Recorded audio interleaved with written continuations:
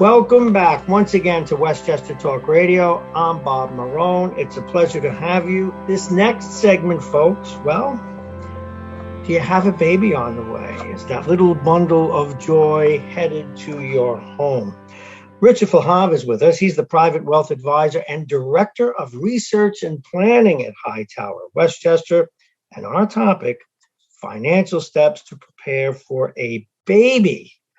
And this man is no stranger to this. He's also, in addition to the title, we gave him a recent father. Richard, before we even say, how do you prepare? How's it going with the little one? How old? What are you doing to stay awake? Sure. Yeah. Yeah. She's 7 weeks actually as of yesterday. We're moving along. It's been great. It's, whatever they say, whatever books you read or advice you get or, videos you watch online, you're never quite prepared for the real thing, but Nope. It's been a ride and a good one at that. So. Nothing will change your life as much as someone who has children and grandchildren. I can tell you that. But for the best, my friend.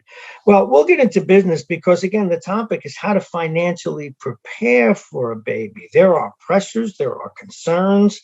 I know you recently had a baby girl. Can you talk to us about how much sleep you're getting? What I meant to say is, can you tell us about the topic and how you can help others in the same position as yourself? Yeah, I mean, credit to Ronnie Gusson here. She was the one who came up with this topic, and I think it's a good one. I think it's we focus so much of our time on estate planning and financial planning and all these things that come along with our business, but these smaller little tips and tricks can really help, right? Whether it's grandson or granddaughter or someone G2 G3, right? Just to pass along some advice. So obviously I'm going through it right now, but we've done a lot, prior to this date, right? I mean, she's 7 weeks old and there's a ton of stuff you can do in preparation to prepare, well ahead of time. And so much more to come. So much more to come. Exactly. So, yeah, I mean, I will say, outside of all the diapers and this and that, there are some financial steps that we'll get into that you can really take to, just help yourself, be at ease knowing these things are taken care of and that things are in place when the baby. Well, let's get into them. Sure. Well, I guess, the first one, it was funny. I was preparing this. I'm working from home, as you could tell. And I was actually, it was after work. I had my laptop. I'm sitting downstairs and I said, oh, I'll do this with my wife. She'd love to do this because she did, a lot of it as well. And she said, screaming from the other room, she said, have a baby shower. Well, that helps. And no doubt, listen, listen, X's and O's, dollars and cents. If you can have some people help out, chip in, buy you some things, there's a lot that goes into it. And I'm telling you this right now, that we are using so many of the things that people are fortunate enough to get us. So I think just from a starting point, it's, organize a shower if you can and have friends chip in. I think the other thing, which has become really important, and I can't go a couple months or a couple blogs or video casts without mentioning it, is the budget. Not a lot, everyone says they do a budget, but we encourage our clients to really actually put together one and stick to it to a certain extent. But it's good to have one for what you anticipate and what it's going to look like pre and post. There are a ton of expenses. I mean, and I mentioned the diapers and all that kind of stuff. I mean, that's what's expected, but have you hit your deductible?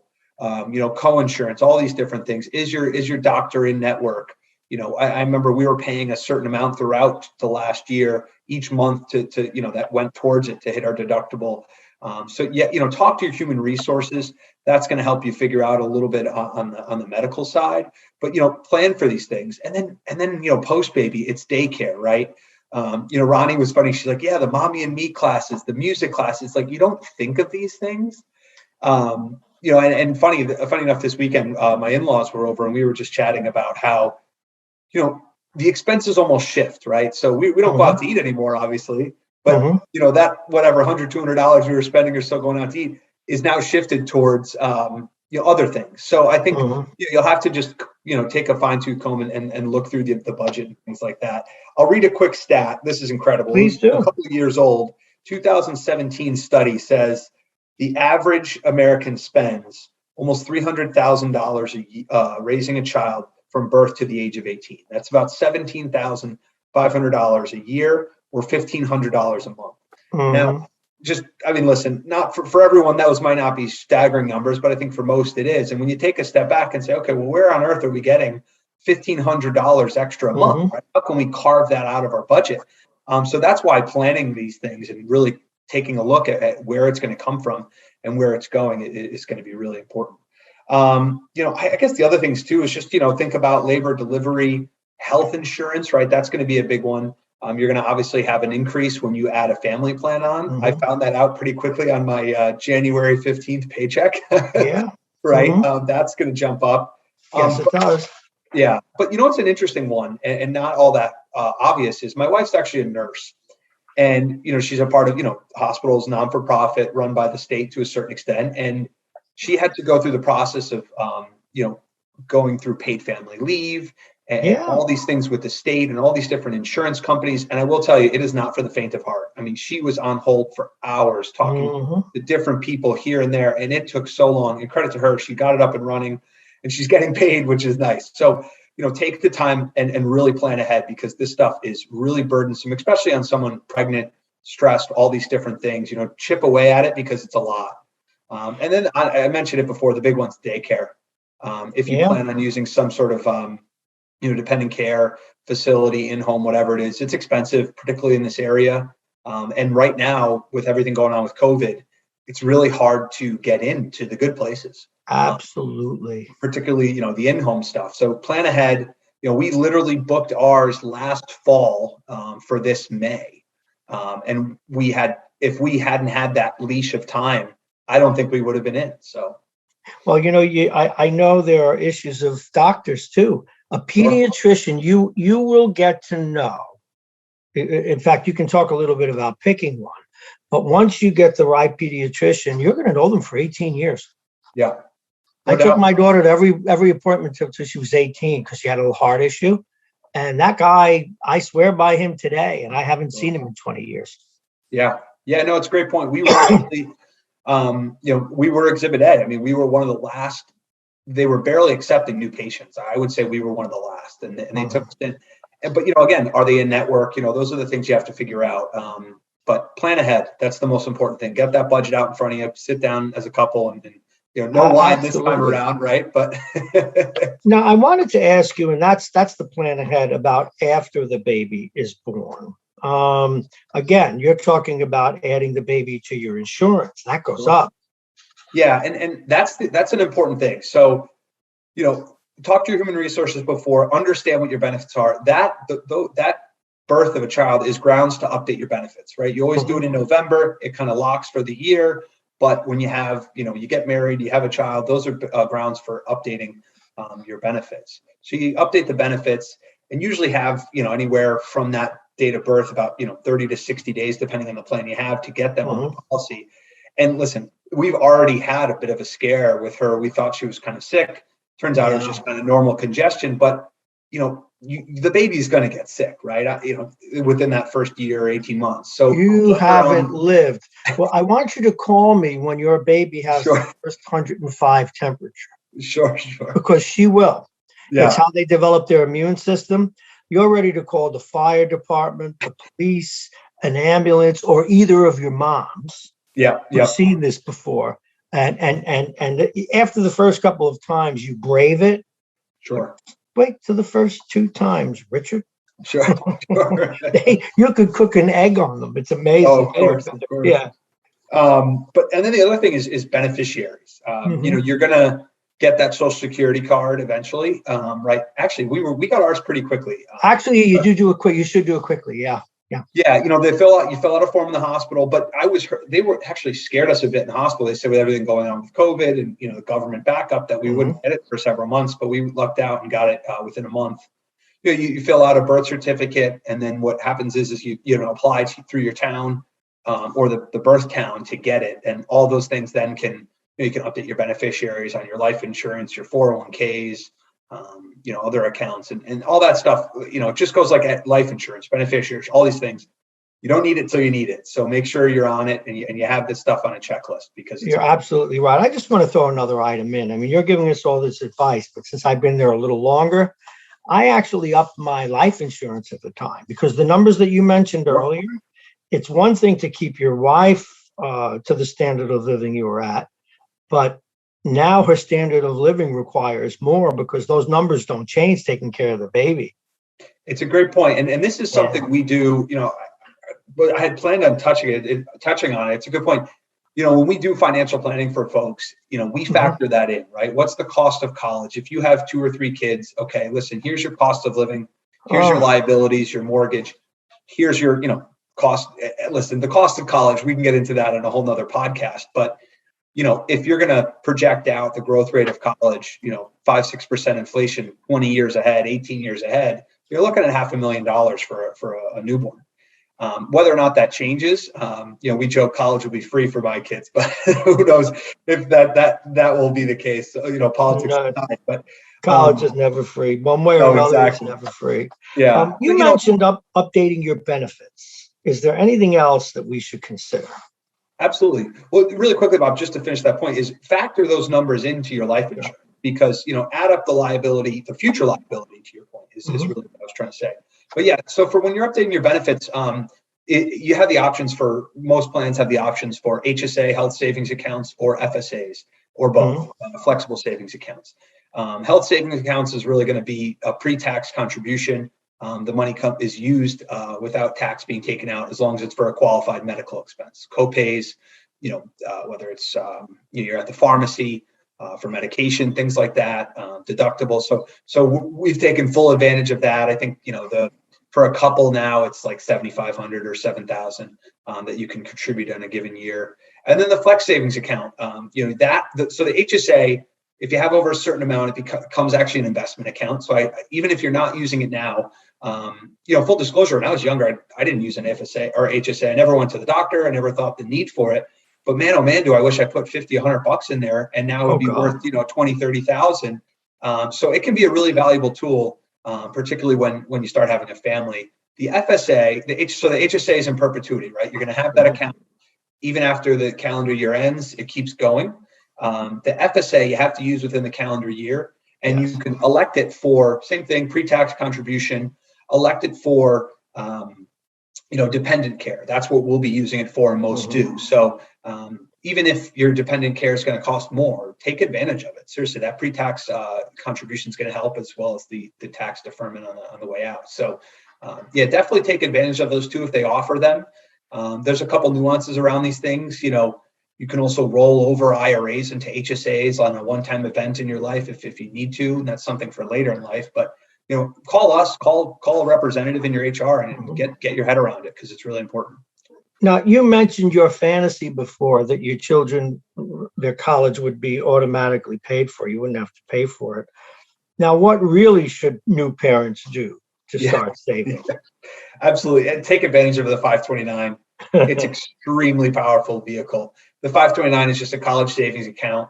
The money goes in, it grows tax deferred, it comes out tax free, as long as it's a qualified education expense, books, tuition, room and board, those types of things.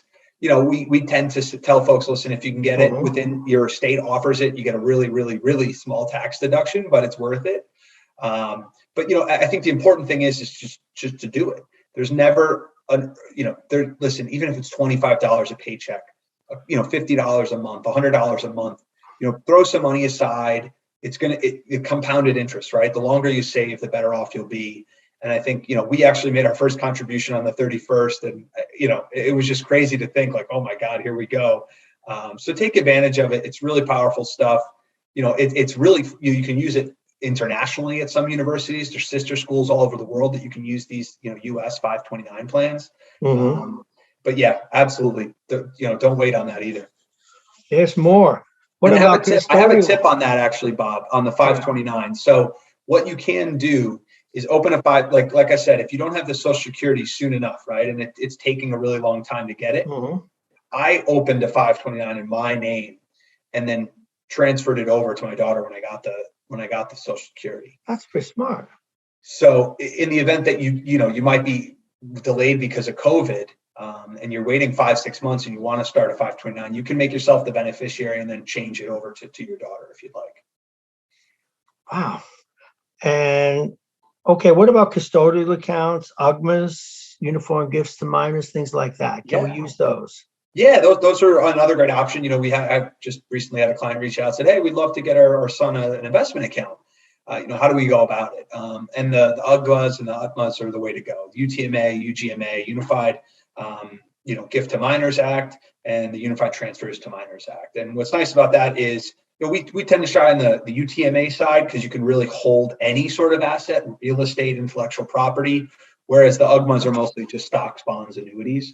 But I think when kids are born, parents are really anxious to start these things, and I think it's smart. UGMAs, 529s, all those types of things. I think the important thing is to make sure that you're looking at your budget, right? Go back to the budget. Can you afford these things? So listen, you don't have to start right away.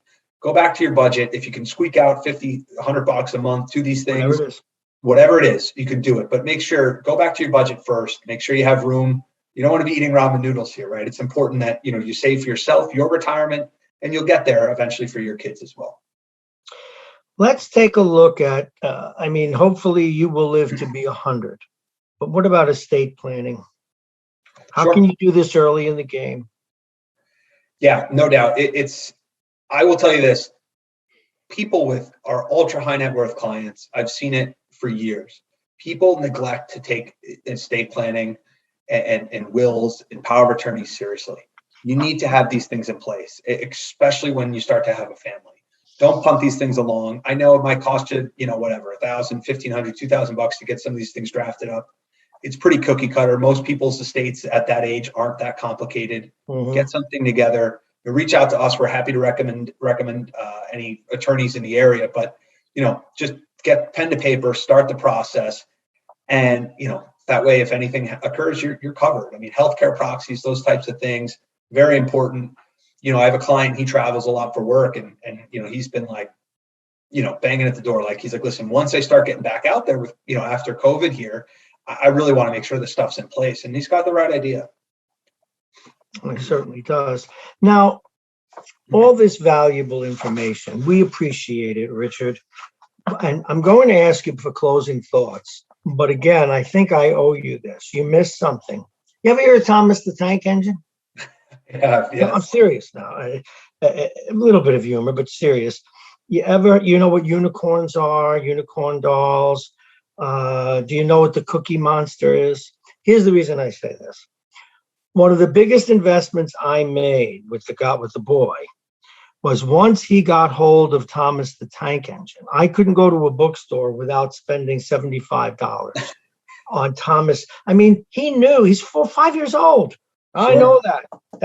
That's Terry the Terrace. That's $18. That's Joe the tow truck. I went broke. And you can't go. I should have done a budget for toys. Yeah. But with the things that they loved. Yeah. And what's the one? That's the thing Ronnie mentioned. All these ancillary things you don't think of: the mommy and me classes, the dance classes, the swim classes. Like, this stuff, you have to, seriously, it's going to happen. So be ready for it. And, if they play travel sports, that's thousands. Oh yeah, that's down the road. I just wanted to throw that in, and for the benefit of your clients, since I'm the guy with the experience, I've been there a little ahead of you. Sure. Prepared for throwing a few extra dollars for that stuff. But the one that will stay with me forever is Thomas the Tank Engine. $19 for a little wooden caboose is just too much. Richard, it is just always such a pleasure. I can't wish you better luck than I do, and congratulations. God bless your daughter. You're in for a fun ride. Now, after all of this, what would you like to add now that you've been warned about the other things? You bring up a good point. I meant to mention earlier, but that rainy day fund, have the cushion, that having that 3 to 6 months of extra expenditures sitting aside, I would focus on that before you start the 529s, the UTMAs, the UGMAs, all these things. Make sure you have your household buttoned up, and then that stuff will fall. So make sure you're prepared on that front. It's hectic, as you know. Get ahead of this stuff. Try to have your ducks in a row, because trust me, once that baby comes home, the last 7 weeks of my life have been totally upside down. If I had to focus on all these other things, daycare, trying to figure out all this, while my wife is, barely sleeping. And, you want to get ahead of this. I think the other thing, particularly in these times, is, if you plan on ordering some furniture and you want to get the nursery built out, or we ordered a chest freezer to help freeze some milk, get diapers, get ahead of it. There's supply chain issues all over the place. It took us, we ordered our freezer in September. We got it in mid-January. Yeah, because of the supply chain stuff. So you got to plan ahead for these things. I know it's costly, but try to order ahead. The diapers, Costco, I think, was limiting people to one box of diapers a person. I mean, can you imagine? It's like we go through a box of diapers a week over here. Oh, I trust me, I understand, but you have to use the trick. You go to Costco, but then you go to the other outlets separately. Sure. They don't know that you've only got one. Hey, what was your first night in the grocery store buying baby food? Well, my wife's been exclusively breastfeeding, so no baby food just yet. Well, that's now, but sooner or later. Sure. What should I get? I don't know. All these tiny little jars, and you're throwing 8,000 of them into but it is a labor of love. It is something. It is something. I'm just excited for you, as you can probably tell. No, I appreciate it. I love being a father, and I love being a grandfather. So for me, it really is special. But it is expensive, and you're giving people great advice, and you should reach out to Richard if you have any questions about two things. The financial part, he's an expert. He's a novice now at the dad part, but it is, just wait. See, you don't know what it's going to be. It could be, wait till your son becomes a great baseball player and he's in high school, and the coach will come to you and say, this boy may have a future. You need to send him to camp. Okay, $8,000. Write that check. Yeah, so yeah, no doubt. Yeah, hockey sticks aren't $25 anymore. No. Skates. Your daughter, and now women are, with Title IX is finally really coming into its own. Women are becoming major, or they already are major athletes now. Sure. Your daughter could be in the Olympics in 18 years from now, and you will have paid to get her up to snuff. Well, before we leave, my wife, we both come from, kind of taller families, and she's like 99% in height, 100% in height. So we keep joking, she'll be a lady husky on Gino's team here playing for UConn. Oh my goodness! Soon enough. That's a great team. Yeah, right. Well, listen, I know we're talking business and people planning for this, but they should know all the little extra ins and outs that we've thrown in. Give people a wrap up about planning for their baby, please. Yeah, I think I mentioned a couple times, just get ahead of it. It's a hectic time. Start well in advance, and reach out to the experts, family, friends, ourselves. We're here as a resource. I think you're going to get advice thrown at you from all different angles. Take it for what it is, do what's best for you. But I think what's nice about us in the position we're in is we're that third party, right? We have no rooting interest or any advice one way or another for you or your child, right? We're just going to give you the X's and O's and what we think is best for you. So if we can be that, arbiter, that third party, we're happy to do so. Well, Hightower, Westchester, you guys do a great job.